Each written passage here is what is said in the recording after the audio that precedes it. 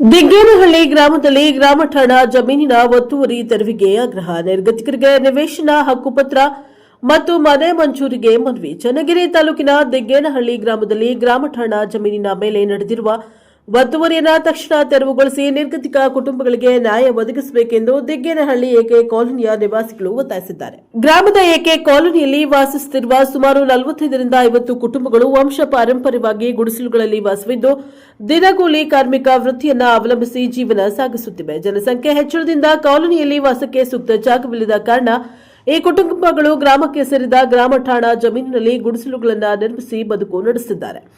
ಆದರೆ ದಿಗ್ಗೇನಹಳ್ಳಿ ಗ್ರಾಮದ ಕೆಲ ಗ್ರಾಮಸ್ಥರು ಗ್ರಾಮ ಠಾಣಾ ಜಮೀನನ್ನು ಅಕ್ರಮವಾಗಿ ಒತ್ತುವರಿ ಮಾಡಿಕೊಂಡಿದ್ದು ವರ್ಷಗಳಿಂದ ಬಳಕೆಯಲ್ಲಿದ್ದ ಸಾರ್ವಜನಿಕ ರಸ್ತೆಯನ್ನು ಸಹ ಮುಚ್ಚಿಟ್ಟಿದ್ದಾರೆ ಎನ್ನಲಾಗಿದೆ.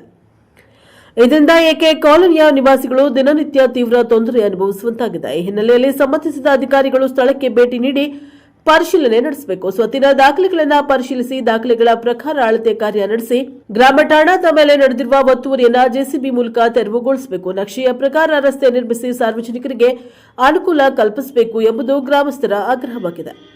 ಅದೇ ವೇಳೆ ತೆರವುಗೊಳ್ಳುವ ಗ್ರಾಮ ಠಾಣಾ ಜಮೀನನ್ನು ಖಾಲಿ ನಿವೇಶನಗಳಾಗಿ ರೂಪಿಸಿ ವರ್ಷಗಳಿಂದ ಮನೆ ಇಲ್ಲದೆ ಗುಡಿಸಲುಗಳಲ್ಲಿ ವಾಸಿಸುತ್ತಿರುವ ಅರ್ಹ ನಿರ್ಗತಿಕ ಕುಟುಂಬಗಳನ್ನು ಗುರುತಿಸಿ ಅವರಿಗೆ ಹಕ್ಕುಪತ್ರ ನೀಡಬೇಕು.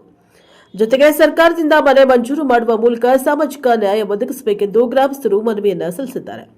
ಈ ವಿಚಾರಕ್ಕೆ ತಕ್ಷಣ ಸ್ಪಂದಿಸುತ್ತಿದ್ದರೆ ಮುಂದಿನ ದಿನಗಳಲ್ಲಿ ಹೋರಾಟಕ್ಕೆ ಇಳಿಯುವ ಎಚ್ಚರಿಕೆಯನ್ನು ನಿವಾಸಿಗಳು ನೀಡಿದ್ದಾರೆ. ಬ್ಯೂರೋ ರಿಪೋರ್ಟ್ ದೇವರಾಜ್ ಕೆನಲ್ಲಿ ಹಂಕ್ಲು, ಪ್ರಜಾಪ್ರಭ ಟಿವಿ, ದಾವಣಗೆರೆ.